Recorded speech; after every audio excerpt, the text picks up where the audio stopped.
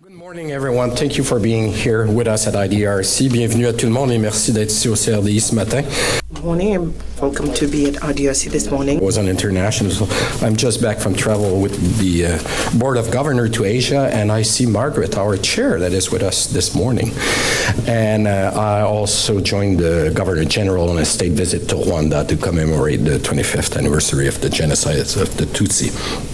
So from there to here, where are we? It was about 2 years ago, Fen, where is Fen? Where Fen is there, that you came to see us in the middle of big questioning about what the world should be doing with refugee, displaced people. It was a hot topic. It's still a hot topic. IDRC was starting to look at the issue in Lebanon, in Jordan, in Africa, in Asia, and trying to figure out what is our next engagement in that field. And rather than starting, doing only ourselves, the internal, work, we said, what a great opportunity there is over here to work with CIGI, with you, with Paul, and with Global Affairs also, that we're willing to take the risk. Take the risk of what? Of finding new solutions on how to manage these crises, how to avoid them, how to be more efficient, and get out of the track of the usual. Given that the number were rising and they are still rising. Given that these situations are with us, and if we don't deal with them properly, they become mega crisis. And if we don't if we don't find proper solution to avoid or to mitigate, it means that we have many people that are left behind.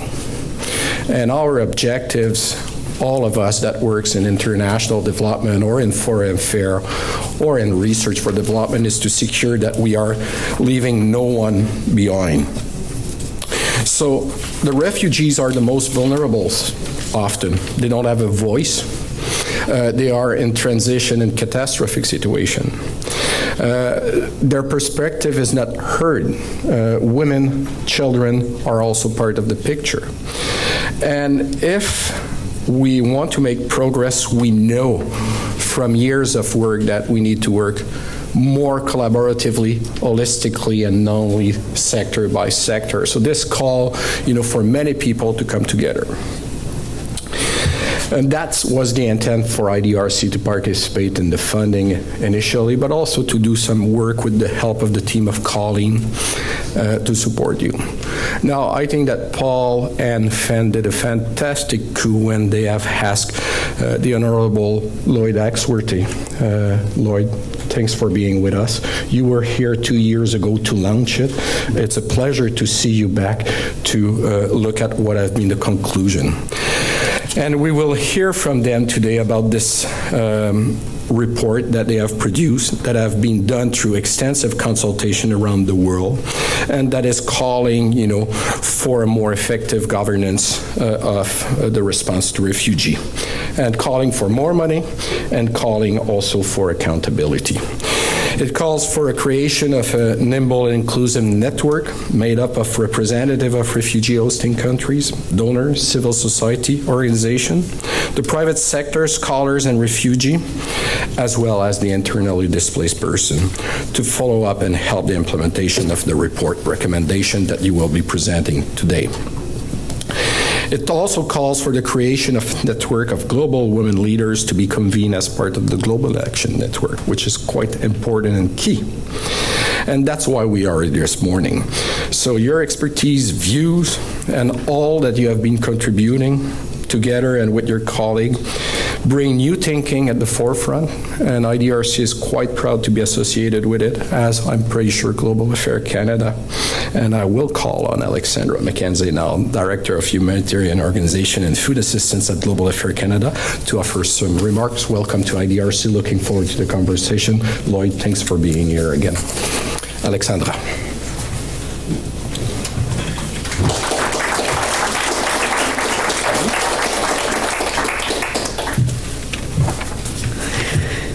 Wonderful. Thank you very much for the kind introduction, and I think you've said it all extremely well, so I'll try to keep my remarks short. But first of all, bonjour tout le monde. Good morning, everyone. It's great to be Good morning to all. Years ago as well, and it's really, really fantastic to see the progression that's happened in the last couple of years, and I'm really looking forward to the panel this morning.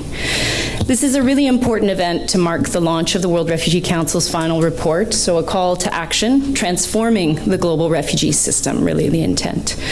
And as you all know, because I know we have many, many experts in the room today, we're looking at an estimated 68.5 million people, including more than 25 million refugees who are forcibly displaced. So due to conflict, due to persecution or generalized violence. So that's really the reason that we're all gathered here and why the World Refugee Council was so important.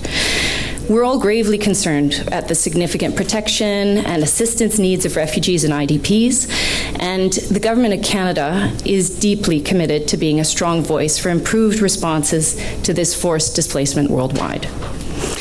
As many of you know, Canada has been a very engaged and strong supporter of the Global Compact on Refugees, and we welcomed its adoption in December 2018. We really believe that this compact is an important step forward, and it includes measures that, when implemented, will enable more effective responses to the needs of refugees and host communities. Mais ceci dit, nous devons également. Having said that, we ought to recognize that there are still a lot of important steps to overcome in a bid to reach our objectives and to bring about real changes in the life of displaced. Regularly fall short of meeting the significant needs of forcibly displaced persons. And given the current international political climate, we need to think outside the box to ensure that we mobilize all of the resources, all of the best practices available to help those most in need. That's why we've been pleased to support the work of the World Refugee Council.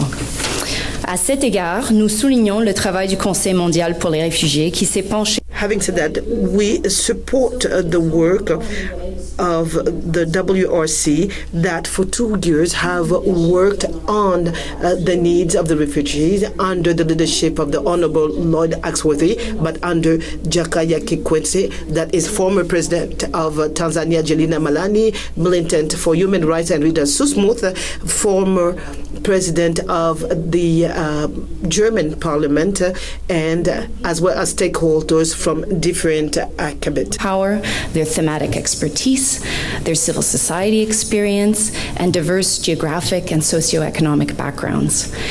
This gender-balanced group has brought a variety of perspectives together, which have been critical to developing the suite of recommendations we'll be discussing this morning. We've been very happy to support the WRC throughout its work over the last 2 years. This has been an independent track and a valuable complement to that engagement that I described at the global level in the development of the Global Compact on Refugees. So as a culmination of this work, the call to action is an important step forward, supporting more equitable responsibility sharing in the response to refugees, as well as more constructive and balanced discourse on refugees. This approach also emphasizes the many contributions that refugees make to host communities and to third countries as newcomers. In Canada, thanks in large part to the work of civil society and many of your organizations, the successful resettlement and integration of refugees has been and continues to be critical to the development of our country. Nous savons tous que l'inclusion est la bonne. Know that the inclusion is the right thing to do, and do recognize that it's not always the easiest thing to undertake. It is only when citizens and government choose inclusion that all can fully benefit from economic, social, and democratic advantages stemming from it in a context where challenges are great and cooperation is necessary. The issue of the displaced and refugees calls for further work. In this concept, the WRC calls for further dialogue. On strengthening the international community's response to forced displacement it's really also enhanced cooperation by engaging non-traditional actors in this space, such as the private sector and technology companies. This report offers tools that enable a robust whole-of-society approach to responding to refugee needs, helping different actors to make their own meaningful contributions in support of these progressive responses to refugee situations. So ultimately, increased cooperation between actors at all levels and of all backgrounds, including refugees themselves, will be critical to achieving concrete progress for the forcibly displaced. That's why it's so important to have all of you here this morning, and we're really looking forward to the panel, of course, discussion. And we're committed to working with the World Refugee Council and also with Canadian civil society in the lead up to the Global Refugee Forum, which I know many of you are looking forward to in December 2019. So thank you very much. That's from me on the official remarks. And now I'll hand over to Dr. Hampson, Fen Hampson, who many of you know as the Director of Global Security and Politics at CIGI, but also as Director of the World Refugee Council. Thanks, Fen.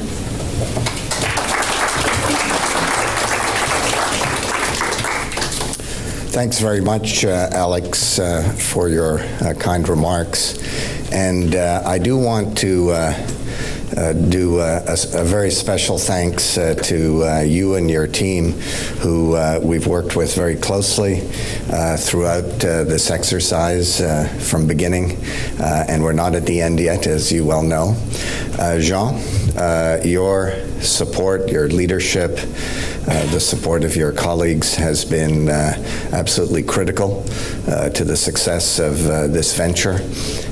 It's why we're here today.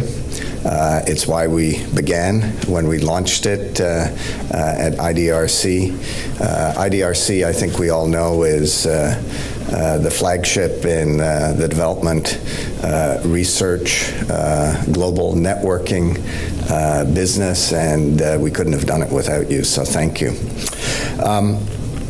There are copies of the report outside, and I see there are a few remaining copies. It is available online if you want to download it. You probably know there's no shortage of reports in the world, so why should you read this one? Before I introduce the council, let me just give you a bit of a sense of how we did our work, which may give you a taste as to why you should read this report. First of all, the quality of the individuals who are on the council, as well as its research and support team. 25 people, 5 continents, former heads of state, senior ministers, but also senior representatives of civil society, refugees themselves, a Nobel Peace Laureate who played a very important role in obviously mobilizing people on the African subcontinent to get interested in our work, along with President Kikwete, former President Kikwete of Tanzania.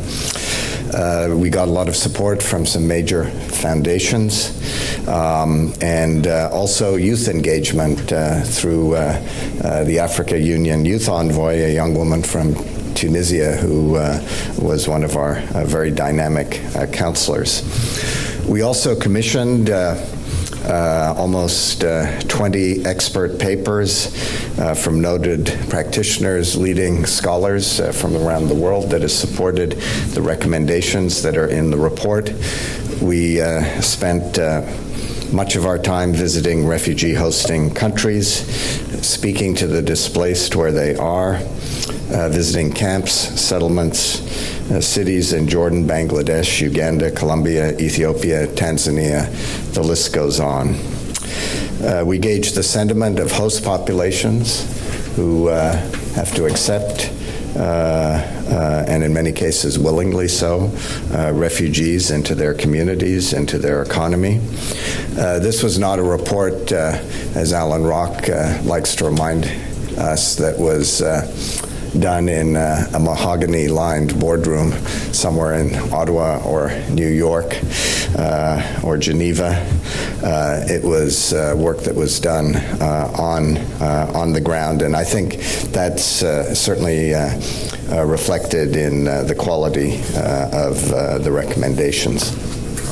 Now, we have a terrific panel to discuss the report. Our chair, Lloyd Axworthy, who I think really needs no introduction. So, Lloyd, he's former foreign minister. He obviously wants an introduction. So, so where do I begin? Former foreign minister, former minister of immigration and refugees, where he learned about these issues firsthand. He was one of the main architects of the Anti-Personnel Landmines Treaty, and I can tell you when we traveled around the world, boy, do people remember that as a major Canadian initiative. It certainly opened a lot of doors.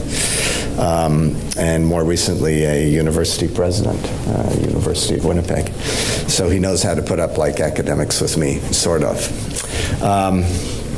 Paul Hein Becker, our deputy chair, who again I think needs no introduction. He's going to moderate the panel. Paul had a very distinguished career. It ended in New York. I'm tempted to say in more ways than one. A little explanation. But he obviously, in that capacity, and also assistant deputy minister for, I think, international security was important in the work of landmines. Jessie Thompson, who is a director at Care Canada, really one of our, I got to say it, most dynamic members, constantly reminding us of the importance of gender issues in our work, not to mention when we were organizing events, keeping us honest, giving us a hard time in the best way. I really mean it. Jessie, a terrific contributor to the work of the council. Muzna Dured, who's a former refugee, I'm told is an expert negotiator with white helmets. She's going to be one of our discussants. She's going to tell us what she really thinks of the report. Jean-Nicolas Bouza, who is UNHCR's representative here in Ottawa, I think is known to most of you. He and the UNHCR team, not just in Ottawa, but also Geneva, has been very supportive and helpful of our work. They may not agree with every single recommendation, but my sense is that they were pretty excited with what we produced at the end of the sausage grinder.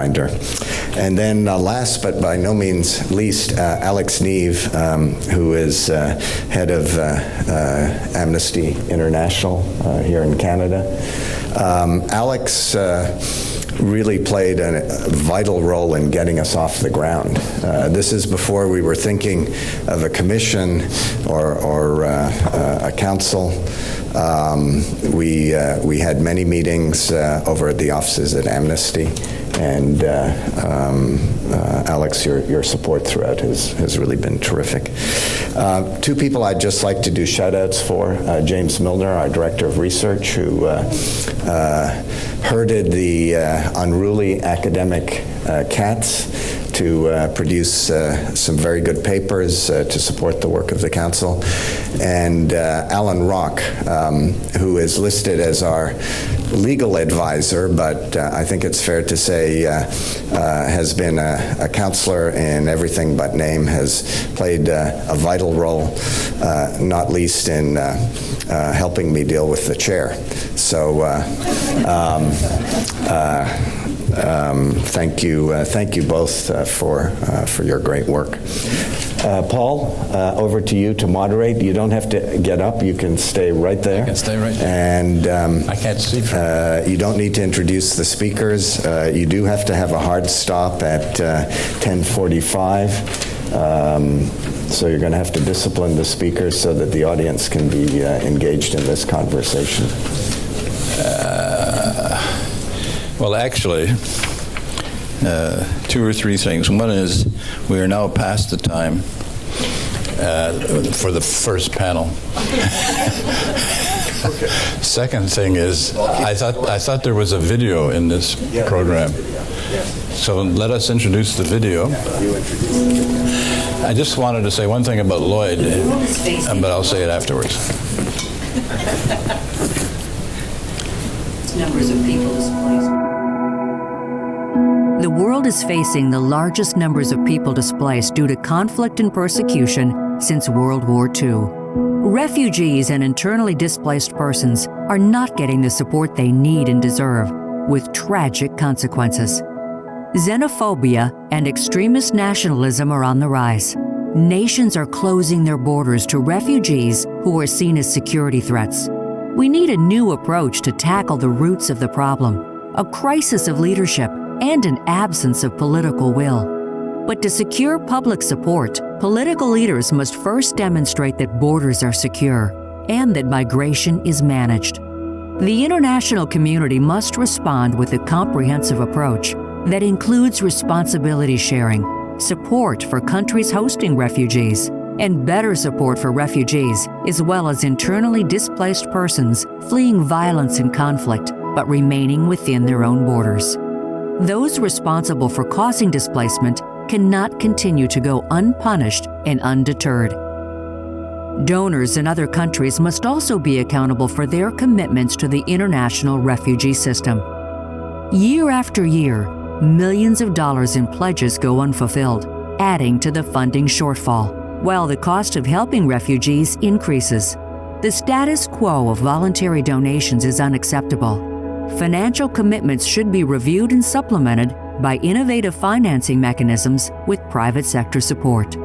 Building on the foundation of the UN Global Compact on Refugees, the World Refugee Council, an independent global body made up of political leaders, policy advisors, academic experts, and civil society representatives, has focused on 4 key areas of the global refugee system: political will, accountability, finance, and governance. The Council's report, A Call to Action, Transforming the Global Refugee System, is the culmination of over 2 years of research and meetings around the world with key stakeholders, including refugees. This report charts a major, new course for significant reform of the global refugee system. Its recommendations are bold, but also realistic. Implementing these actions will require support and leadership from many people and groups, including refugee hosting countries, progressive donor countries, civil society organizations, the private sector, scholars, and refugees and IDPs. More than half of refugees are women and girls who desperately need protection. Leadership from them is vital. Through a new, agile, collaborative, and inclusive global action network for the forcibly displaced, the World Refugee Council's recommendations can be turned into actions. Please read the report. Get involved.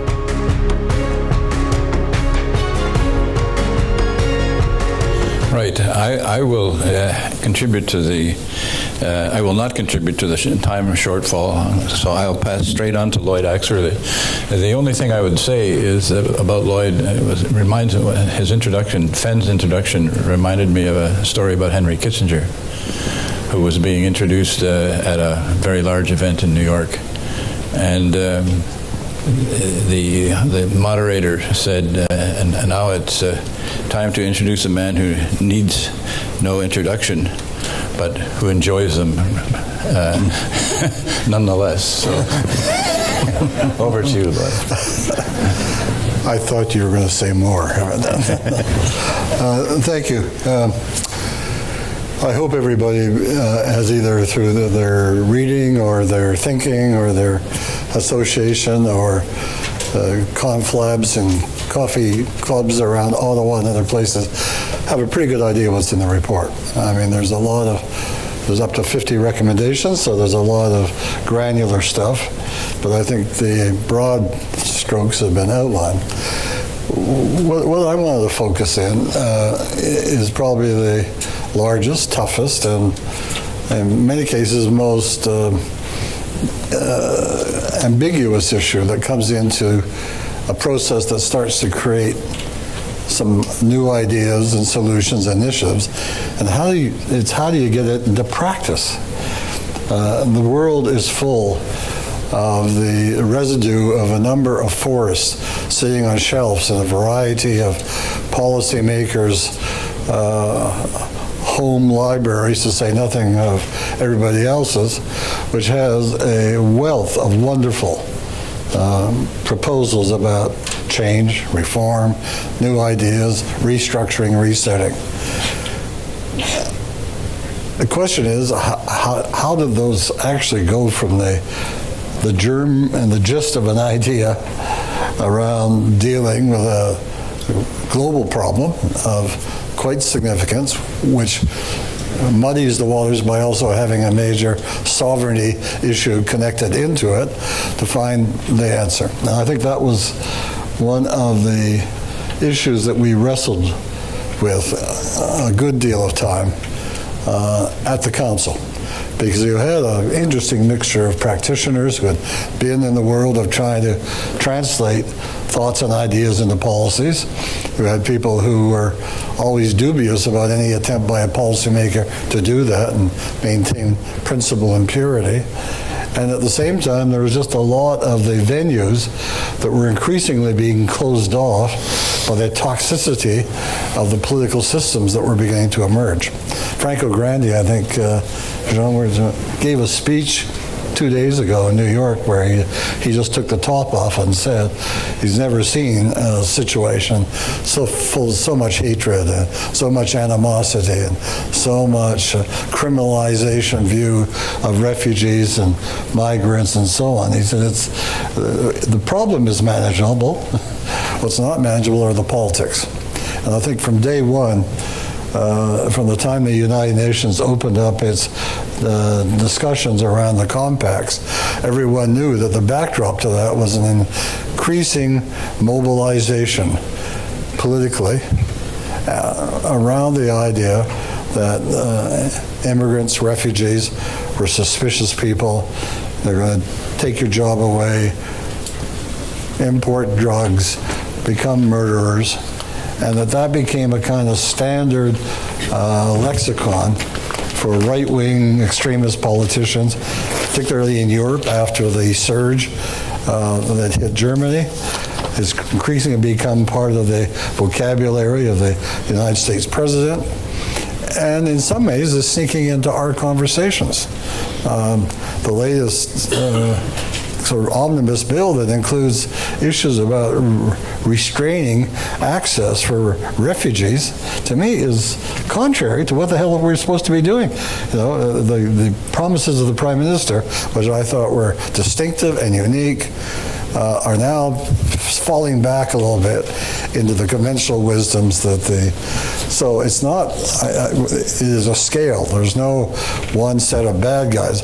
It's just that the continuum from those who are providing effective, positive leadership to those who are doing everything in their power to destroy a multilateral global refugee system can cover a lot of characters in between. And part of the problem is, what's the antidote? What's the response to that?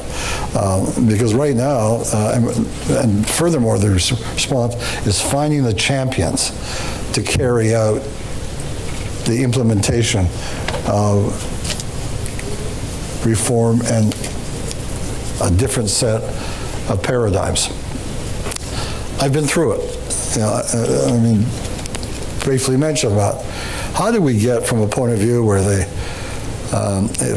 me the most fascinating example is from what in the 1920s was considered to be the most flippant idea on the face of the earth, which was to actually establish an international criminal court system to hold people, not governments or states, but people responsible for crime. And everyone said, that's not the way we work in a Westphalian sovereign system. It's all, I do what the government made me do. which gives interesting line. If there's one book to read this year that will keep you awake at nights for good reasons, it's Philip Sands' book, The East-West Street. How many of you read it? Anybody here? Ooh, I wish I'd brought me. Well, Philip Sands starts out, he's a historian, Cambridge University, good pedigree. He wanted to start out finding what happened to his Jewish families in Europe during the period of the Holocaust. That initial explanation started in the Ukraine, what is now the Ukrainian town, used to be the Polish town, used to be the German town, used to be the Russian town, the Lebel, or Lille. I mean, it's got 5 names. Limburg was what it was known under the Polish administration. In that particular city, there was a law school that sat at the middle of Yazetsky Street. I think I got that right. On the east end of that street lived a guy named Herschel Lauterpacht and his family. And on the west side of that street lived Raphael Lemkin and his family. Same age, born around the 1920s, ended up going to the same law school, same law professor, never meeting because there was 3 years apart. And to make a story short, Lauterpacht went on to become a distinguished academic that over time was able to convince the prosecutors at Nuremberg and since then that there was a thing called crimes against humanity. Never seen that before. That was a new crime, but it was a crime that was directed to individuals, not to groups. But he was able to talk to Robert Jackson and all people who did Nuremberg and said, hey, you know, they didn't have a criminal code on which they could base the Nuremberg trials until these 2 guys came along. And then Lemkin was coming at it from a totally different way. He had established, when he escaped Poland, he ended up in the sanctuary of Duke University. You want to talk about refugees in asylum? He was one, but he brought with him 3 suitcases full of documents that the Swedish government had been able to purloin for him, outlining various decrees coming from the Hitler's government. And he brought that with him, which it showed is that there was a concerted, organized, industrial way of eliminating groups of people. So you had Lemkin going after those in government, in the state, and increasingly in non-state, that aim their violence against groups of people. They may be women, they may be Jews, they may be gypsies, they may be, but that became the crime of genocide, which also got included into the Nuremberg trials. Now I'm saying all that because number one, it's interesting to know that 2 of the most important ideas of the last century and this century, which is to hold individuals responsible for crime against their fellow human, came off the same street in Western Ukraine, from the same universities, from the same professors, from 2 people who never knew each other and didn't like each other, actually, once they started competing around crimes of humanity versus...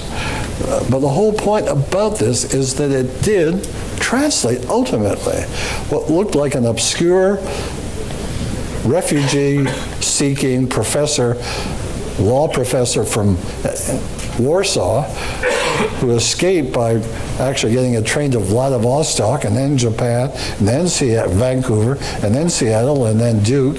It's a long trip. Ended up with a definition called genocide, which we now have as an international convention, just as the crimes against humanity are embedded in the Rome Statute.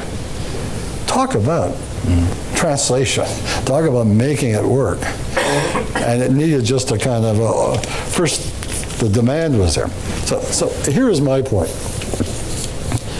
When you get involved in doing something like this, I think ultimately you have to decide whether this is going to be serious reading material for future PhD students, or is in fact going to be an action agenda for people who have to make decisions in the area. And I think that I think my colleagues would agree, we worked on that. And it was, it did take some accommodation because everybody was coming at it from a different experience. But ultimately, I think the conclusion was that to live up to the mandate that was being set, and I think some of the authors, Alex and Neve was there, and Paul, and Fen, and Jessie, you were going to have to do something to make it work. And that's why we say there's not a refugee crisis, there's a governance crisis. And we don't have the same large collaborative issues we had. For example, when I was the Minister of Immigration, we had close to 20 countries working on boat people. Large numbers escaping war, but there was a collaborative arrangement in which resettlement was accepted by all members of that, money was accepted, and coordination was accepted. It wasn't, well, we're going to make Fiji great again. It was simply a basis that this is something that had to be done together. Certain champions had to emerge to make it work, that would be provide. Governments had to be prepared to spend real money to deal with the issue. We did not allow, Mike Malloy will tell you this, he's the resident historian of the issue. It's a great book you should read. Is that there's no problem with traffickers because we chartered the airplanes and flew people from Singapore, what was it, Hong Kong. There's three bases, Mike, I think. We paid for it so that there wouldn't be that kind of criminal interference along the way. And that took money, but it sure as hell resulted in a much better opportunity. And resettlement was not just for the neighboring host countries. It was up to Australia and Canada and Great Britain and the United States and others to take their fair share. I don't think you could describe the system that way today. So the point about this document, for me, is next steps. Where do we go? How do we get this into the kind of black box of policy making that takes place at the UN, in chanceries of foreign affairs departments, in caucus rooms, in corporate boardrooms?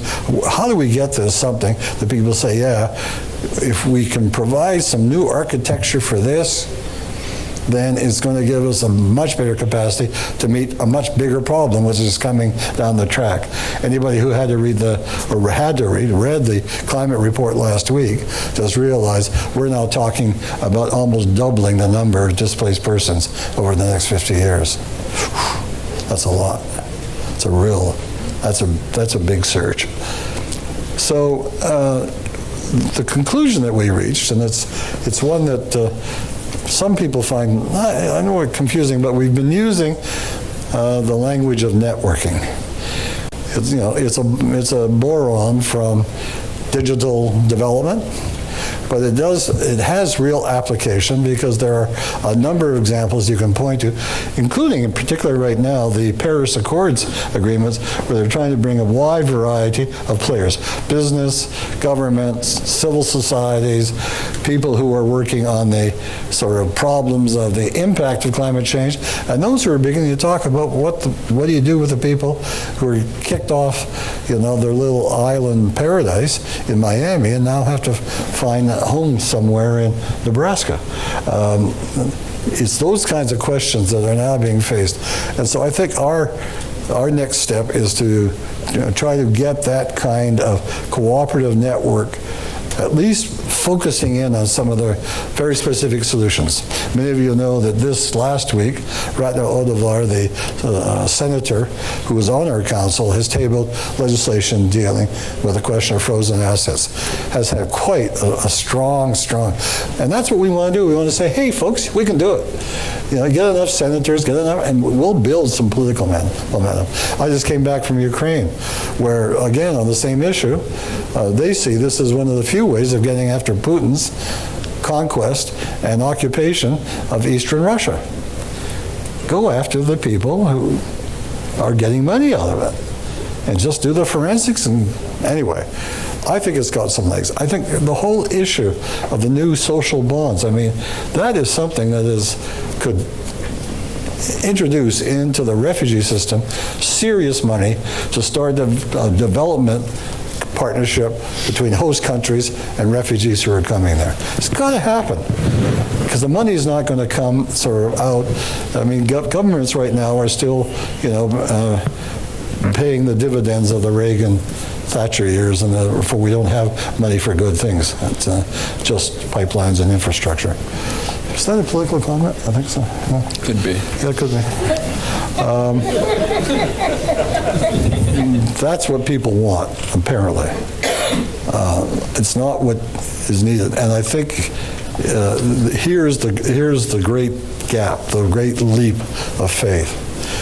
To get involved in something like this, you have to develop constituencies who are not just committed, but are prepared to put some work and resources to effect. And I think it can be fairly broadly based. So we have some tasks yet to fulfill. We've committed, as part of our program at WRC, to find several innovative ways to involve refugees in participating in the decisions that affect them. And that's, we've got 3 or 4 members of our council who are now looking at how to do that. And I think we have some initial funding that we believe we now have to figure out, okay, because that would be, to me, the ultimate testifying against sort of the loudmouths of the world, to say that refugees can actually govern and be part of the governance of a new system for themselves. And that changes the whole narrative, over time. It's not them and us, it's all of us. And secondly, I think there are some open areas, the financial, economic one, as it relates to displaced persons. I think there's a platform set by the United Nations Compact. Now we have to build it. And where does it come from and who does it? And we again have some of our council members who are prepared to take the lead. A third area is in the technology issue. I'm doing some kind of work for a friend of mine. That means I'm not getting paid for it in any way. But on the whole issue of international education and the fact that our international education policies are designed to bring the best and the brightest and the richest. We don't bring the vulnerable or the poor, and yet you can see on those displaced numbers where half are women and children, and some of those kids have gone without any schooling for 8 to 10 years. We have to fix that, otherwise you're just creating a problem, for my grandkids, and they're kind of nice kids. I don't want them to be sort of in the trenches. So anyway, that's my point. And I know I went longer, but I'm taking my prerogative as a chair, and I very rarely exercise it.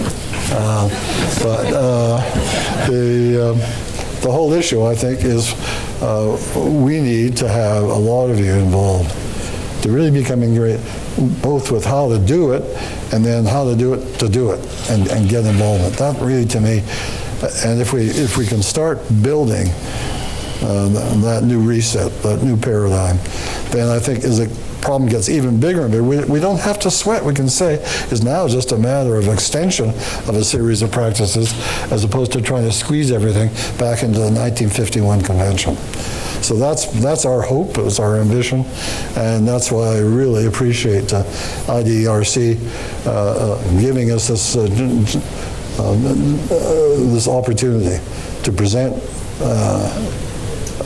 what we think is the next steps coming up, and to hopefully have a good discussion if I haven't taken up all the oxygen. Okay, thank you very much. Yes. I think we will be eating, I hope there's some flexibility at the end for running longer. Yeah, we're okay? Okay. So without further ado, Jessie Thompson is next. And I won't introduce her except to say that not only is she a counselor, but she's a new mother as well as a counselor. Multitasking. Multitasking. And you can't imagine at all why I had to do a bit of keeping these ones in order. So I'm going to hone in on some of the recommendations in the report that focused on host communities, resettlement, and the role and importance of taking age, gender, and diversity into consideration in the context of reform. I think most of you in the room know that this is not a problem of the global north. 3/4 of refugees don't live in camps, but they live side by side host communities in the places in which they're displaced. And 88% of the world's refugees are hosted in low and middle income countries. What we know is that without meaningful support, political and economic strain placed on countries by these flows of refugees is simply too much without support from the international community. And this effective support, this better approach of ensuring both host communities and refugees are supported was really central to the Global Compact on Refugees. And I think we have seen tremendous progress in this space in the last 10 years that is really, really inspiring. And I feel really motivated by that, despite the dismal political will that we are faced with globally. But despite that progress, the Refugee Council heard throughout our conversations with host countries that they were not getting a fair deal when it came to hosting refugees.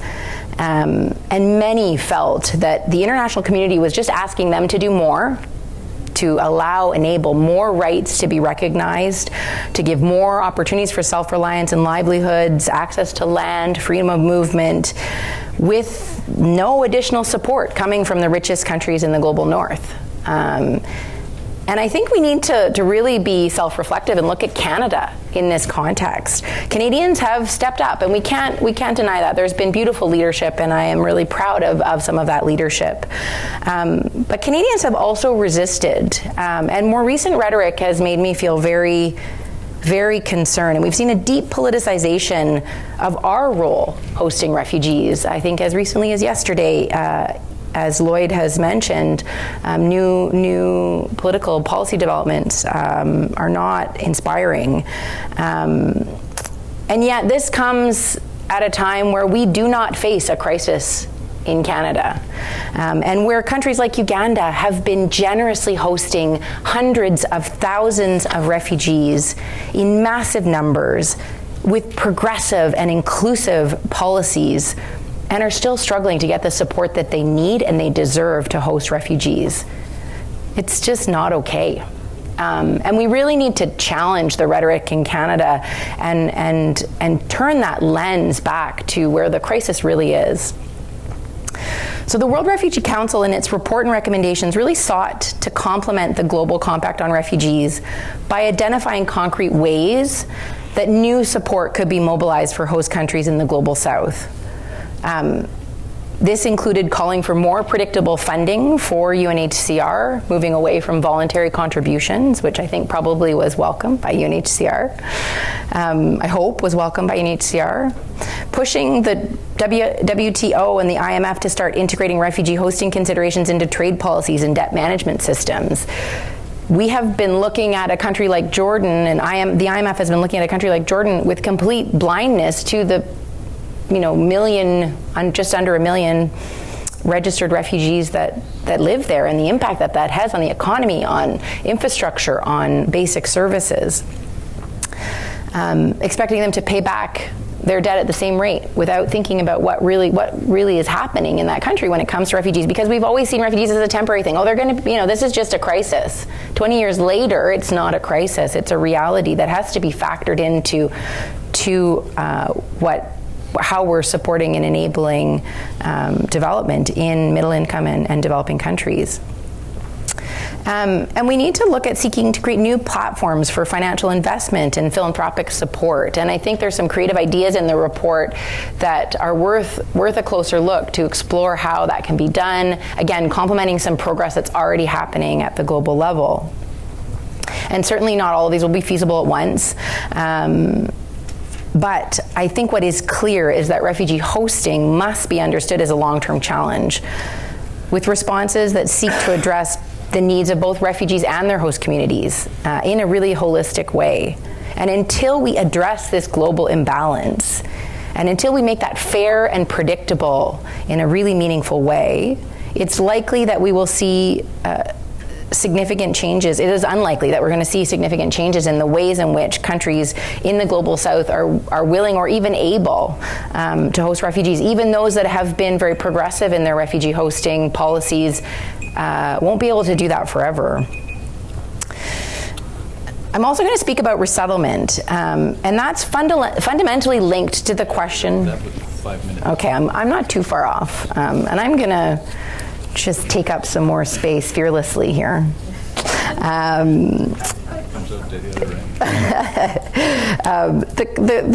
The next question is a question of resettlement, which is fundamentally linked to host country support because it's a key responsibility sharing tool. It can help to share that overall burden of refugees globally beyond just that financial investment, and it's powerfully symbolic to host countries. However, it has represented less than 1% of the world's refugee solutions and is reaching all-time lows in recent years, which is really depressing. And I don't see that getting better anytime soon. And I think that's where the report's focus on pushing for 10% of the world's refugees being resettled is really critical, because until we get to those numbers, really meaningful numbers, resettlement cannot be and will not be a tool that really truly shares responsibility and helps to alleviate the burden. And last but certainly not least, I think one of the things that the report tried to do, and I think is really important, is to start thinking about how we can really go beyond a one-size-fits-all approach. We can no longer take age, diversity, and gender-blind approaches to our work with refugees. And that applies not just to the responses at the grassroots level and how we respond to the unique needs of people in our field operations, but it also applies to governance and accountability. Where is the gender specific implications of what we're doing at that level? And I think, Lloyd's touched on questions of crimes against humanity. Gender-specific crimes against humanity have been notoriously difficult to prosecute in comparison with other crimes against humanity, and so they just weren't. And so justice for women, survivors of sexual and gender-based violence, was just, we've done okay in terms of accountability. We at least addressed and pursued prosecuting some for crimes against humanity. It's too bad, we didn't quite get there on the gender-specific crimes. I think we've looked at, the Code Blue campaign has highlighted that all too often women and children face abuse and exploitation by the very people who are supposed to protect them. So while peacekeepers might be critical to enabling people to sustainably return, for now allowing safe and voluntary return of refugees, this might actually pose a direct threat to women and girls. We have to start looking at those gender-specific, age-specific, and diversity-specific realities, not just at the grassroots level, but also in the context of refugee reform. Thank you very much.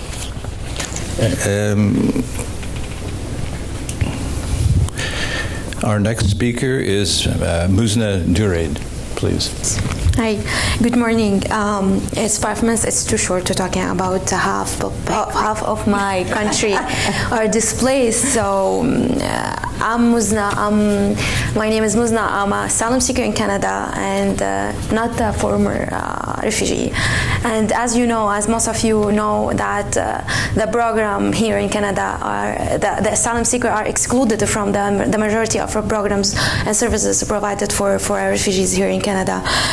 I want to talking about the politicization of refugees. I was in Turkey when the military coup happened in there, and I remember I stayed in my home for a week without get off or get out of my home, just because like all of the problem that happening in the neighboring country, they mentioned the finger about refugees.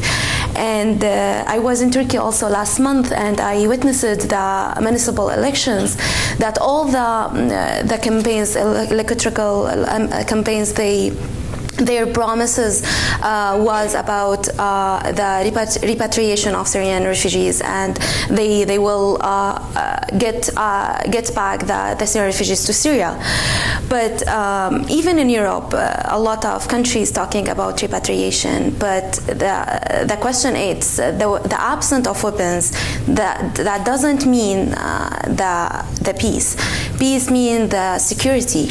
When the Syrian regime published 1 million names of Syrian people who wanted by the regime, and one of those names is my name, just because my political opinion against this government. So how we can talking about repatriation and voluntary return for refugees in this situation? And also, I want to talking about criminalization of asylum seeker. There is like in Greece, 500 of Syrian young in jail. They faced a life sentence just because the police catch them when on the boat when they trying to crossing the Mediterranean. Also, last month, a lot of news and people talking about the wall between the United States and Mexico, but no one knows that there is like a Turkey built a wall also between Syria and Turkey in 2016. And this is also because it's not catchy new or like a brand for a news, just because in between Turkey and Syria it's not important. We heard a lot about Syrians and the numbers about Syrians. Finally, last week I was given the award of Canadian Association of Refugee Lawyers annual awards for outstanding advocacy on behalf of human rights and refugees. And I was talking about that refugee is a status, not identity. No single refugee has the luxury of choice. It's not easy to leave your home and to travel across the globe to settle into a place where you know equality it's not within your grasp. All over the world, people are forced to make the most difficult decision of their lives, to leave their own homes and to search of a safety on some place else. Refugees are always being judged by their failures if they cannot succeed to crossing the ocean, escaping the border lines, passing the exams, finding job, making money, and if this opportunity that given to them, they deserve it or not. They must be both hero or victims, but never as a normal human being. And finally, I would thank the Canadian government for its moral intervention when they evacuate our team of the White Helmets when they trapped at the border between the Syrian government army and the Russian army and ISIS also. And without this moral intervention and evacuate them to resettle them in Canada, they would be killed or they would be arrested in Syria. So, and this is like a real example about like how states could be sharing responsibility and protect the human rights defender and the humanitarian workers when they faced a difficult situation and death situation. So thank you for that. It's real. We really appreciate this intervention to help our team, and we know that in the same situation happening in maybe in Yemen or South Sudan or another country, and we hope to do that as an example and to set up a legal pathway, fast track for humanitarian workers and for human rights defender to be resettled in difficult situation or injured situation. Thank you so much. Perfect. Jean-Nicolas?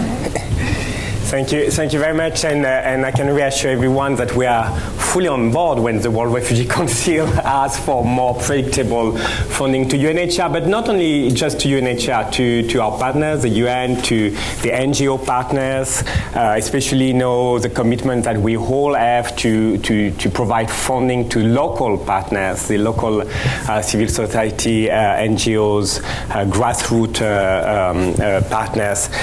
The question, as Lloyd has said, is who are going to be the champion to force a political decision on the of moving from voluntary contribution to something a bit more systematic and predictable. And just if you put in parallel, the Secretary General is engaged in the massive reform of the development system of the UN and is still missing 2/3, Alexandra will correct me, of the money that he needs to actually move into a reform which is wanted by member states and which is very much for their own citizens. So let's not speak about foreigners, migrants, refugees or asylum seekers. Even when member states are asked to actually commit to develop their own economies, social benefits, culture, education for their own people, there's difficulties to get an agreement of the member state on how you fund those reforms. So there is a growing gap between the needs and the funding that we receive collectively, and the Council was in Tanzania. It's in a way, it's appalling to see that 400,000 Burundian refugees had their food ratio being cut last year because we simply didn't get the money. And then how do you use your political leverage, whether UNHCR, Canada, or others, in preventing a forcible return to Burundi at a time where the Tanzanian government may, as it was mentioned, question the solidarity and the responsibility sharing that they don't call responsibility sharing, by the way, they call it burden sharing, which I think is important in terms of semantics, that we look at both sides of the equation. Indeed, great progress has been made. The World Bank is finally discussing those issues. The World Bank is finally opening doors for concessional loans to middle-income countries that have received large movement of refugees. I mean, Canada struck a deal with for Bangladesh in terms of loans to support the Bangladeshi authorities. It's interesting that the World Refugee Council is moving toward World Trade Organization and issues related to debts and the frozen assets that Alan Rock and Senator Midva are pushing here in Canada. I think the question of the host communities that Jessie referred to is really key in terms of the maintaining the protection space and the capacity of those communities in addition to their own government, but really I will put the emphasis on the communities to keep their door open, to keep the border open, because that's what matters. I'm always mindful, and here I'm going to move a bit away from my own boss said at the Security Council 2 days ago. Yeah, it's true, there's a rise of xenophobic attitude, but this is really in the Western world that we see that, and this is, as mentioned by Jessie, I think, it's only 15% of the refugee or asylum seeker or resettled refugees or whatever the way they come here. So let's not lose perspective on things. I spent quite a bit of time in Lebanon, and yes, it stands and the communities have raised concern, but overall, whether we look at Bangladeshi communities, Tanzania may be a bit more difficult, but in Northern Ugandan, let's say Northern Ugandan, 1 million, and the number may be subjected to discussion, but of South Sudanese crossing into North Uganda, we still have very much an open mind of those communities and of solidarity. So let's be careful about not viewing everything from our prism. It's very important and we need to keep that, and I share completely the worries that have been shared by Lloyd and Jessie and I'm sure Alex will touch upon that, about what's happening here in Canada in terms of the public discourse, the media, the social media, some politicians, about our capacity to recognize that we are not facing a crisis and we have the means, the capacity, and actually it's beneficial for Canada to actually receive those asylum seekers and refugees. But I think what is going to be fundamental is how do we get the political will that has been referred? Who are going to be the champion who can afford, electorally speaking, can afford to be a champion, no domestically or on the global scene on those issues. Just to look at two or three other points. Resettlement, yes, it's symbolic and it's very important, and it's also opening the eyes of the receiving communities in terms of who are the refugees. I will just downplay a little bit, because I always remember having met a foreign affairs minister who, at a time where Canada was receiving 26,000 Syrian refugees, who only stop mentioning Canada as a great savior in these things. One fifth of my country is loaded with refugees. What I think is important is that we change the way we do it. We keep the resettlement based on vulnerabilities and humanitarian, but we look at economic pathways, at labor mobility, at education. And here Canada has really something to offer, because the country is piloting different projects. World University Service, IRCC is piloting with Talent Beyond Boundaries, Jumpstart and others, are really piloting really interesting model, which will change also the narrative and how we perceive refugees. That doesn't mean we don't need to keep the vulnerability and the humanitarian and the ethical component of durable solution in third country, but we need to look at the things a little bit differently. The refugee voice, that was the last thing I wanted to mention, and it's really related to the age, gender, and diversity. I think collectively the humanitarian partners have done great at the local level of integrating, to the extent possible, within the legal and policy framework of the host country. I've been really making effort in consulting refugees, displaced population, host communities. What is more difficult is to know the space that we can create at the global level in terms of the global governance. And here we are very much looking, and I'll refer to what Alexandra said. The Global Refugee Forum is going to be a test case in this respect, in how much are we ready to integrate the voice of refugees, displaced population into the global discussion. What kind of space will be created for them, and what kind of political support they will receive. It may be easy for a country like Canada. It's far more difficult for countries which are on the front line of the response, because of often, I would say, the political implication of giving a political voice to a community which is hosted in those countries. So I'll stop here.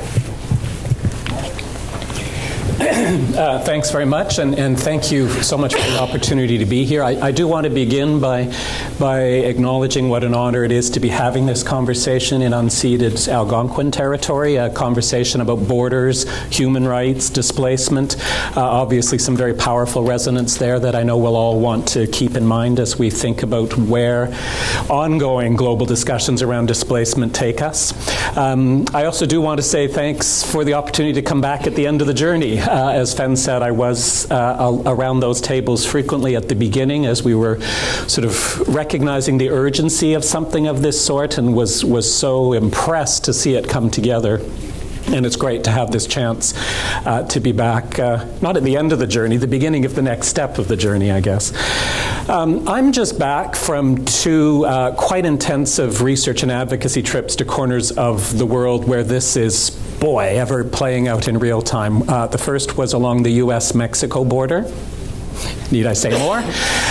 The other was to the Rohingya refugee camps in Bangladesh. And I wish I had an hour, because there's so many voices from both of those trips that I want to bring into this room right now, actually more important than my own voice.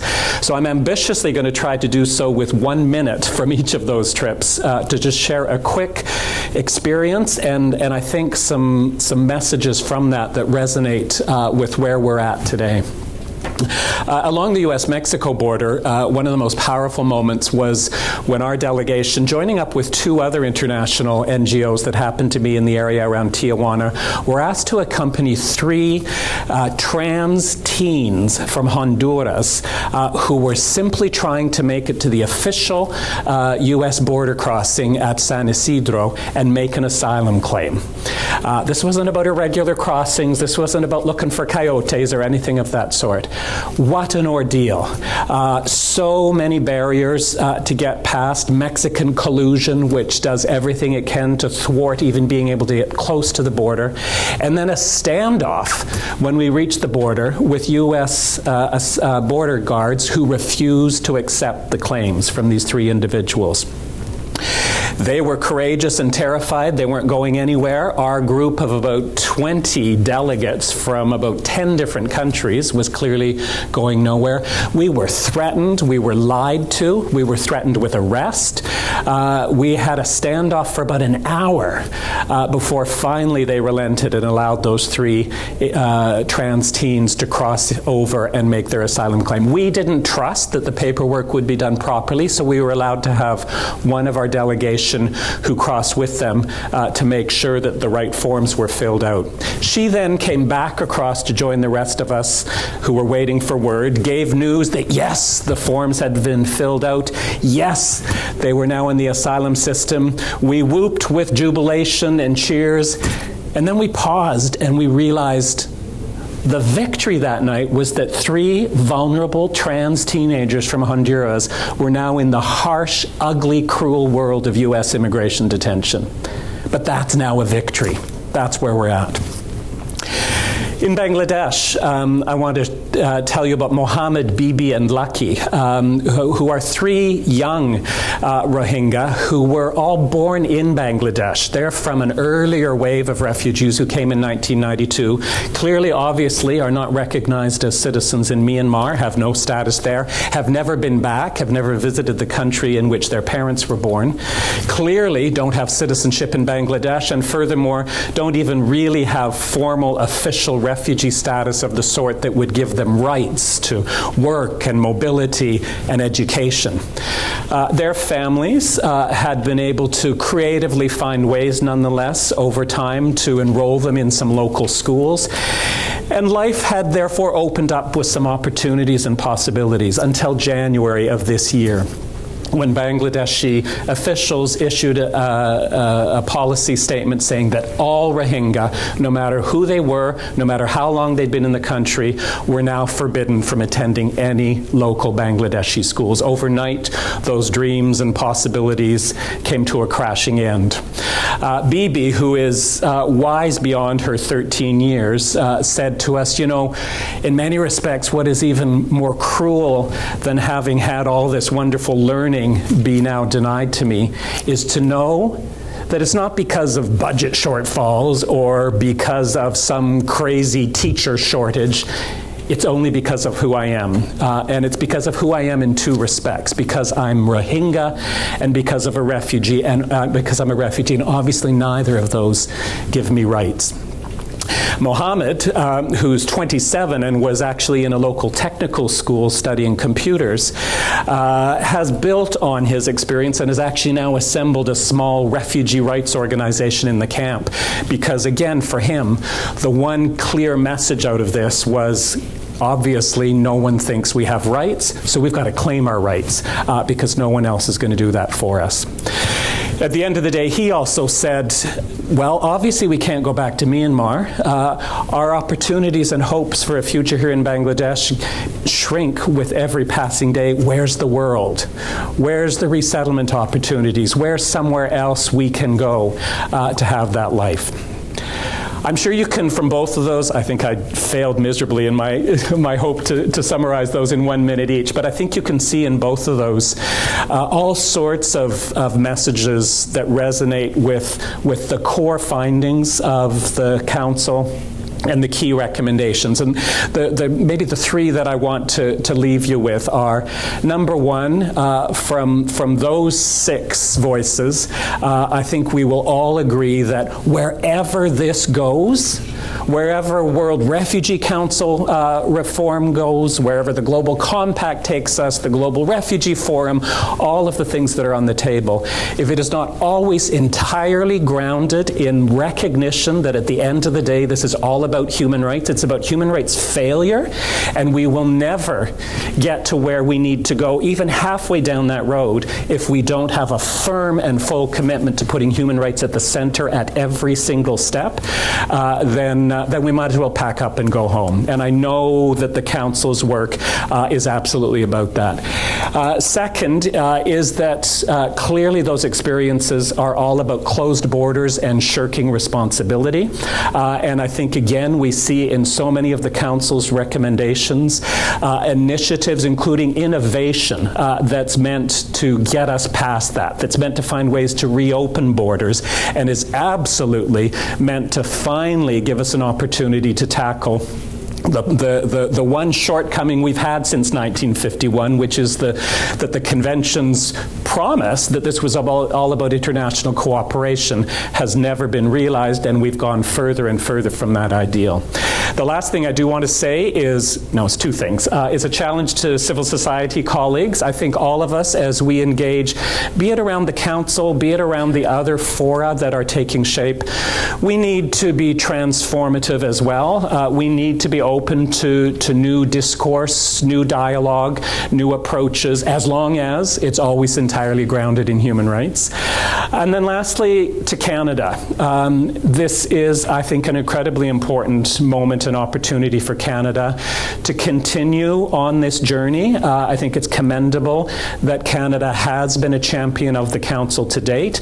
Obviously, in many respects, the work now only just begins, and I think it's very important that Canada be along for that ride as a leader and a champion. Number one, because we've got lots to build on.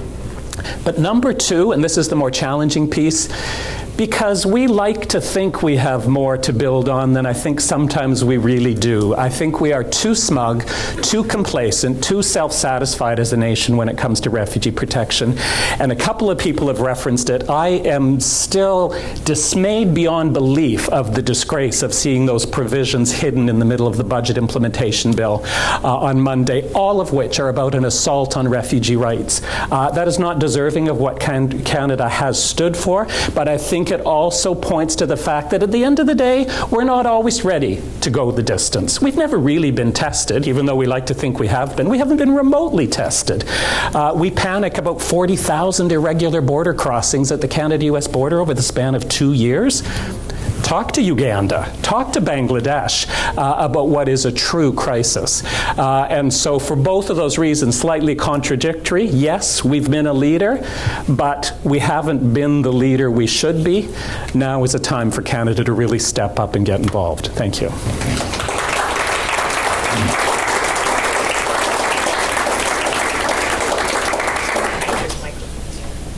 Yes, there are microphones on each side. We're 40 minutes overdue. I would say is my biggest failure of all time in managing a panel. But we'll go until the authorities throw us out of here, which will be in 20 minutes. So microphones are open. Yes, you should please identify yourselves. Hello, my name is Adriana Gouveia. I'm with Immigration, Refugees and Citizenship Canada. Thank you for a very inspiring panel. My question to you is about climate-related displacement.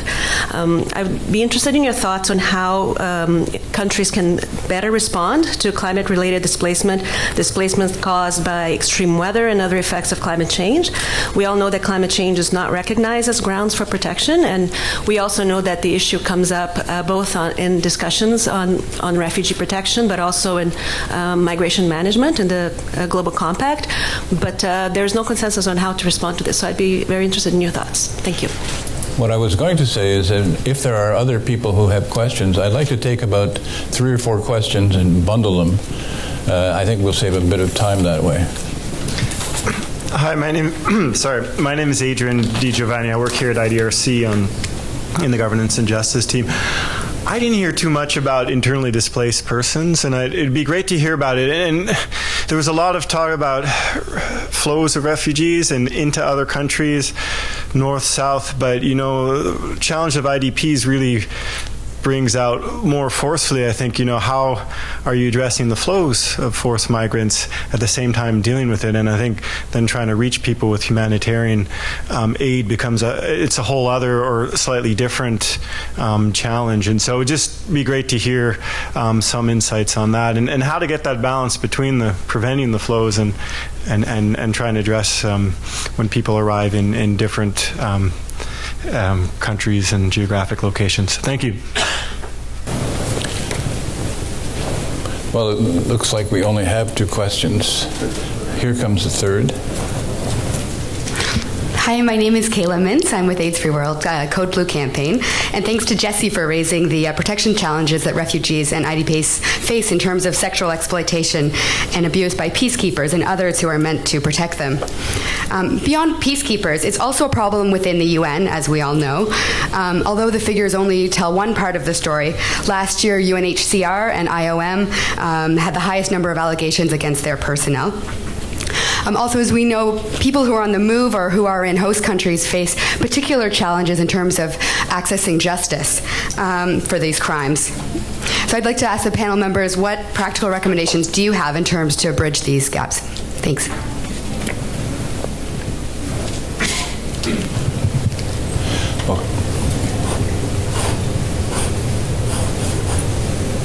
Hi, my name is Jessie Digiovanni. I work with Nobel Women's Initiative and happen to be a refugee myself.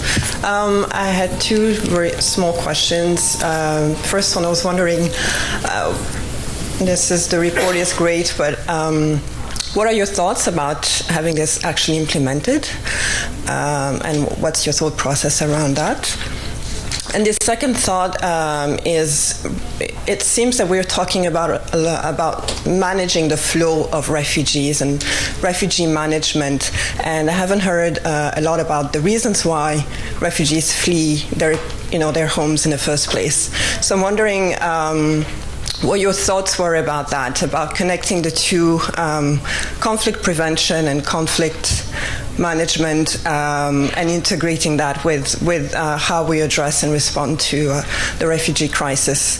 Because I think that without that, we'll keep dealing with a greater flow of people fleeing, and people don't flee because they want to. It's clearly because there are human rights abuses and a lot of conflict in their homes. So connecting the two, and the role perhaps that Western countries, host countries, have sometimes in not preventing human rights abuses, but also perpetuating them, through a various set of reasons. Yeah, so those were my 2 thoughts. Thank you. Well, who would like to take a run? Lloyd, would you like to start? I'm going to take the last question and work back from it. I think the report itself is quite specific on the breakdown of the security system to provide alleviation, mitigation, or solution of conflict, which is the primary cause. There may be secondary causes like climate change that move into it, but most refugees are a consequence of people fighting and killing, often for money, often for their own greed, and often for reasons that are known only to their psychiatrist. And the Security Council system, which is very old now, just slightly younger than I am, that it doesn't work. It has now become a point where the veto is no longer a safety valve, which it was originally supposed to be. It's now become weaponized to provide total political advantage of whatever conflict issue that emerges. The Security Council is incapable right now of really more than, if it can amount some rhetorical agreement, that's a step forward. Actually, it can also, and has, authorized about 17 different peacekeeping operations, often many that we don't even see or hear about. Central African Republic is always the prime. But in terms of resources, in terms of people making commitments, peacekeepers they are again, national sort of provided. There is no UN force And that was when we were in the Security Council in 99-2000. It was Canada that moved the target away from absolute no interference to actually saying that peacekeepers would have a mandate to protect civilians. What was it, Sally Adamson, who was the head of Chatelaine way back? Armstrong did a petition of 40,000 women about and how they're being treated in Afghanistan and others. And we got that on the agenda of the Security Council, and it led to the larger issue of how do you protect civilians who we had just gone through, Srebrenica and Rwanda and others, and realized that there was an inhibition. There was a sovereignty statement that said, thou shalt not intervene. Well, we got that changed. That was a start. But it's fallen into regression since then, because we don't even like to do that. So we do sanctions, we do rhetoric, we do hand-wringing, but we don't do much action. And I think that's a big issue. And when it actually happens, I mean, the example is basically used is when Kofi Annan, after he left the SG's position, was asked to go in and mediate a growing conflict in Kenya over the elections. He did, and he was able to get peace for that period of time. It broke out next time because he was gone, but there are ways in which you can deal with conflict. But our point that we make in the report, there's no way to hold these failures accountable. Nobody sees them being sort of monitored and put according to a checklist of agreement. So how we replace that is going to be an important issue. One of the things that we do believe would have an impact is being able to tackle frozen assets. Because the one thing that warlords, their families, their cronies, and their protectors don't like is being told they can't go to Paris to shop, they can't have a soccer team, they can't, and as a result, if you can target sanctions in an effective way, then you can have some impact. If you could then actually take the money that these guys have been sticking away in banks, the World Bank says some $20 billion is a residual of the bad guys. If you could take half that $20 billion and put it back to the victims, you would have a very significant move towards a different set of education, economic development, and institutional development. That's one. UN peacekeeping harassment crimes, to me, again, it's a breakdown of the system that there is not a proper kind of criminal investigation unit at the UN that properly reports to the Secretary General, which he has to make public after he's considered it. But again, the internal politics, and Paul and Alan can talk to you about that. People are afraid because you do have a lot of peacekeeping troops which have very rudimentary training. And that's why when they come calling for Canada, because we have sophisticated things to do, and we're very reluctant to do it, it helps the system to further erode, to be honest.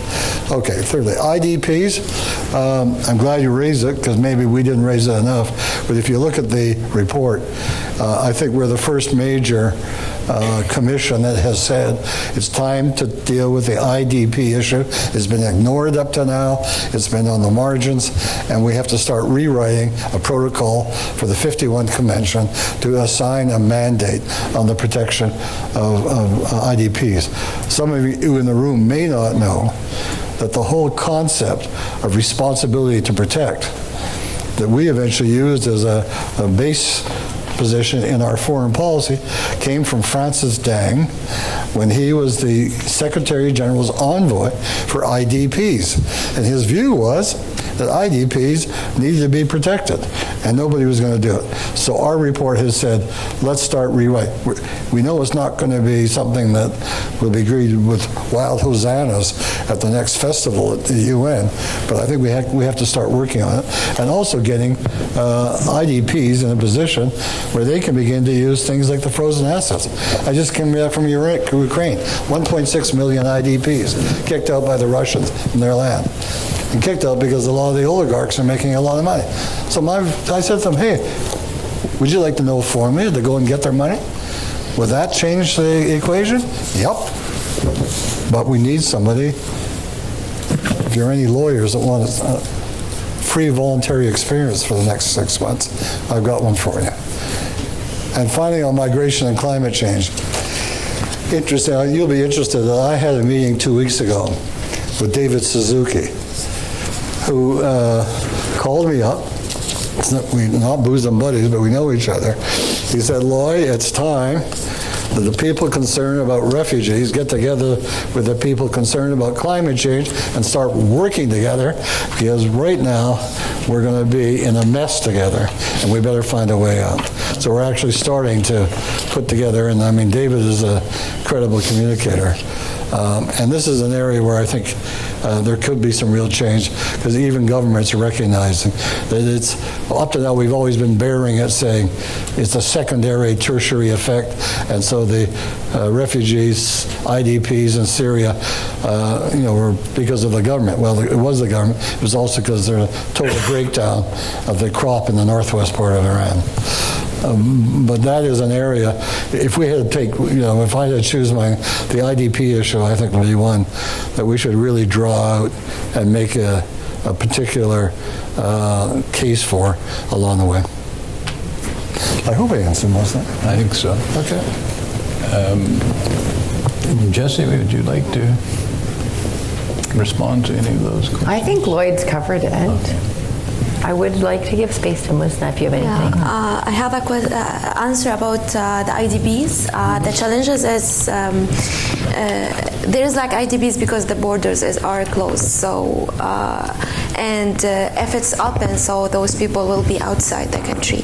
And the problem also, they are excluded. IDPs, they are all the time excluded from humanitarian aid for local people or from the refugee population.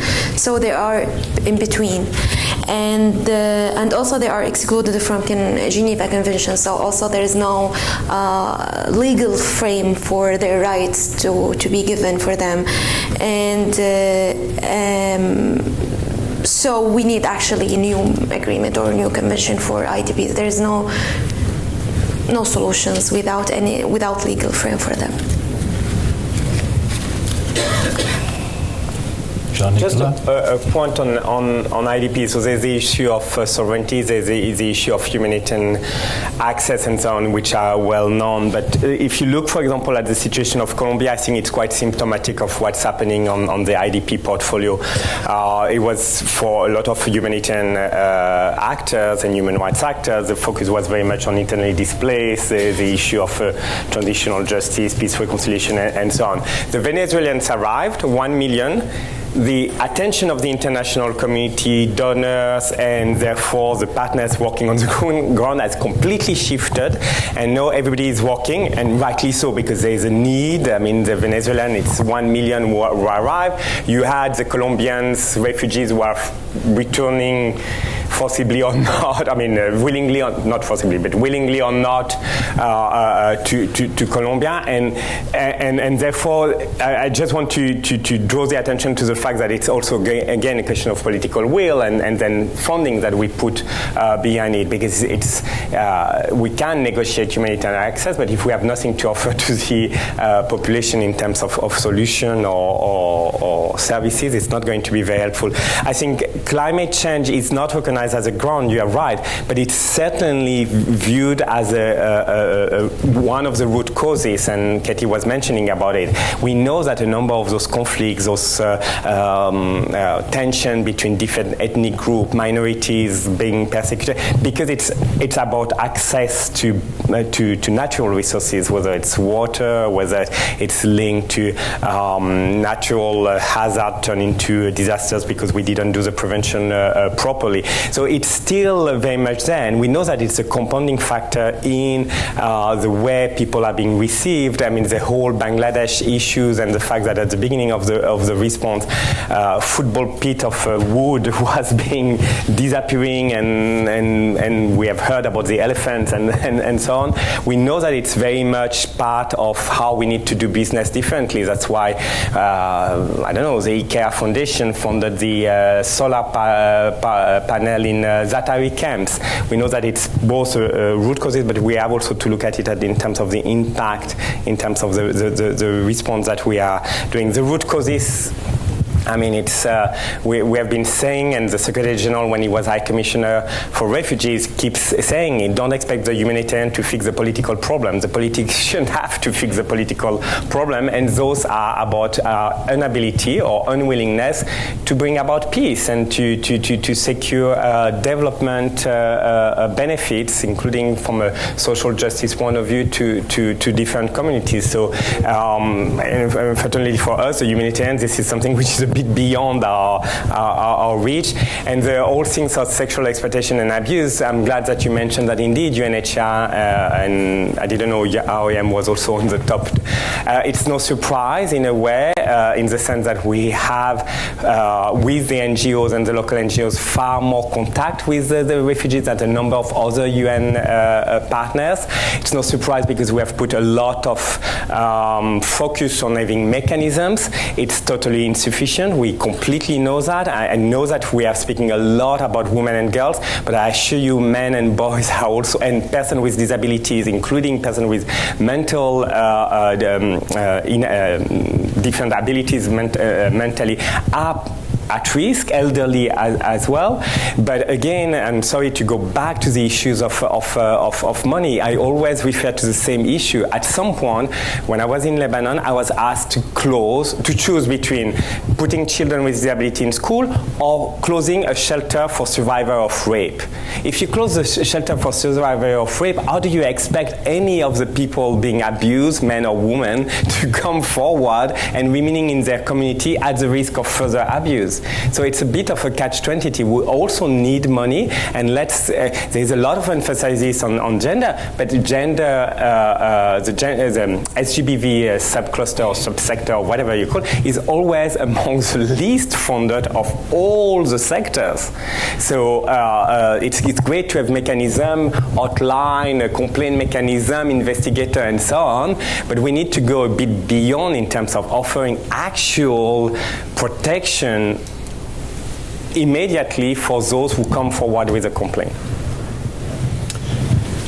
And don't worry, Paul, as much as I would love to say something on every single point, one brief thing on the first and the last.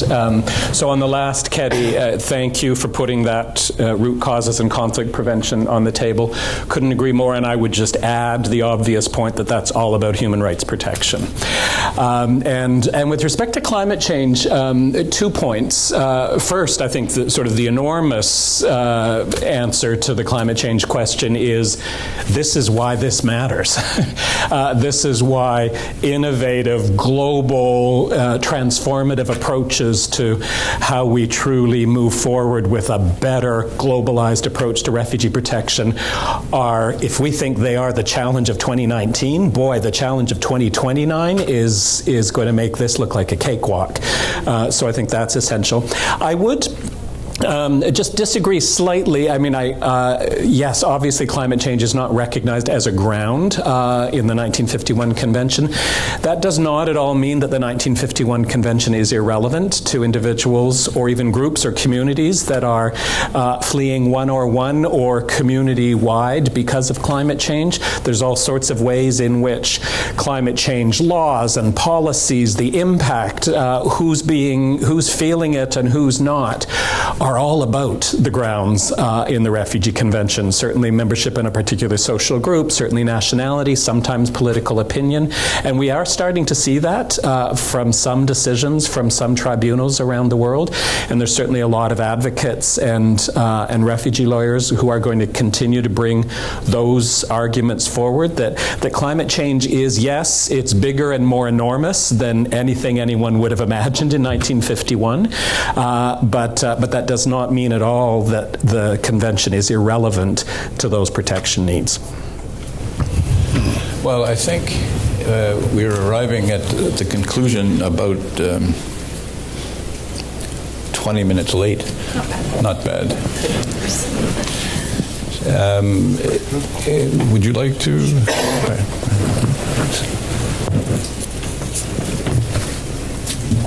Thanks very much. I'm Colleen Duggan, the program leader of IDRC's Governance and Justice Program, and we worked very closely with the World Refugee Council and with CIGI to put this event together. So I did want to, first of all, say thanks so much to Mr. Axworthy, to Mr. Hein, Becker, to the rest of our panelists for what I think was an excellent and a really interesting and inspiring conversation today about the call to action. And I also just wanted to say that I really think the call to action is an outstanding piece of work. I mean, it is really, I think, the first time that we're seeing a platform of this type, which is really putting on the table actionable solutions, which is coming at the refugee problem from really a systems intersectoral perspective, which is what is really being crying out for, because for too many years we've been talking about, you know, how humanitarians are acting, how development agents are reacting, how the human rights community and human rights activists are reacting, how diplomatic measures can be brought to bear, and really, I mean, what we need are holistic solutions. And I think you've put on the table some really interesting holistic solutions with this agenda. I don't want to try and summarize what the very interesting interventions here today, but I did want to just highlight a few points which really jumped out for me. I think Mr. Axworthy really reminded us of the importance of international legal frameworks for accountability and the role that they play in all of this. And really how these come about. These come about as a result of human relationships. People who get together and decide that they're going to do something about a big thorny problem. And so this is, from my perspective, not to be underestimated. And I think the call to action really, again, puts on the table some really important ideas for how we can grapple with, which basically the fact that the world is now outsized of the 1951 convention. It was a great piece of legal work, but it's, you know, the whole system has been coming apart at the seams for a long time. And so I think the call to action is really a pragmatic approach for looking at how can we bring legal levers to bear, how can we bring development levers to bear, how can the humanitarians contribute, et cetera. So I think that's a very important point. Jessie, thanks so much for reminding us of the importance of differentiated approaches around age, around gender, around diversity. The reminder from all of the panelists on the need to move away from voluntary contributions. You know, again, for years, UNHCR and humanitarians have been trying to carry the load on this, and it's clearly not working. You know, I really appreciated it. The remarks around the need to link this to UN reform and to think much beyond voluntary contributions. Also really appreciated your remarks, Jessie, on some of the economic possibilities that we can bring to the table. Debt management, concessionary trade, trying to move the needle with organizations like the WTO and the IMF, platforms for innovative financing. These are all the kind of things that we need to be talking about in a really holistic way. And Jean-Nicolas, again, to you, thanks for raising the issue of economic pathways and labor mobility. You know, it doesn't belie the importance of protection and refugee protection, but we also need to be looking for creative solutions to resettle and for countries to put their best forward in bringing forth solutions for refugees. And economic pathways is really something that a country like Canada can look into more closely. Musna, again, calling our attention to, I think, the very dramatic situation of the jailing of refugees. Last week, we hosted here an event to launch the UN's Youth, Peace and Security report. And we heard a lot of youth voices in that event, and a lot of people really reminded us of how incredibly problematic it is to continue to see youth as a threat. Radicalized youth as the threat for tomorrow rather than positive changes for the good. Most youth in the world are not involved in radicalization activities. They're involved in trying to build their communities and their countries. And so a big part of this is youth and looking at youth refugees as part of the solution. and not part of the problem. So that's a really important call to attention for us. Alex, clearly human rights at the center of everything, and I think that is such a poignant reminder when we're so close on the heels of the anniversary of the Rwandan genocide. I was listening to General Dallaire speaking on CBC this weekend and was again reminded just of human rights failures of this type and how interlinked it is to things like flows and IDPs, and the fact that any platform going forward has to be grounded in human rights, because at the end of the day, that's what it's all about. And then I just really wanted to conclude saying that the last part of the conversation around conflict prevention and the interconnectedness of root causes that result in refugee and IDP flows.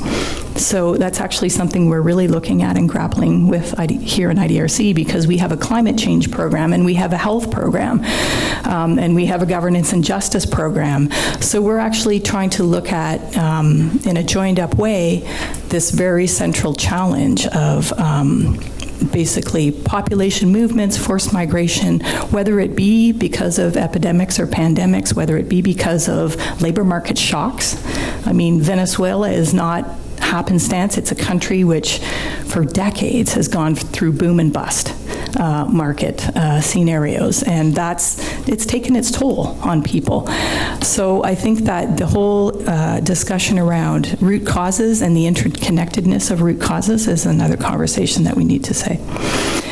And maybe just to finalize, I think the WRC, this call to action, really provides us with, first of all, an important global platform to start moving this forward. But where we need to go now also is around local solutions. And that's something that we're very much interested in engaging on in IDRC. It's an important perspective for us. I returned to IDRC after 2 years with the UN Human Rights Field Operation in Colombia. And I can say, they got it all there. They're coming out of armed conflict. They have the largest IDP population in the world. And now they have refugee flows coming in on the border of a country with which they've always had diplomatic difficulties. So, that really brings us back to the whole issue of fragility.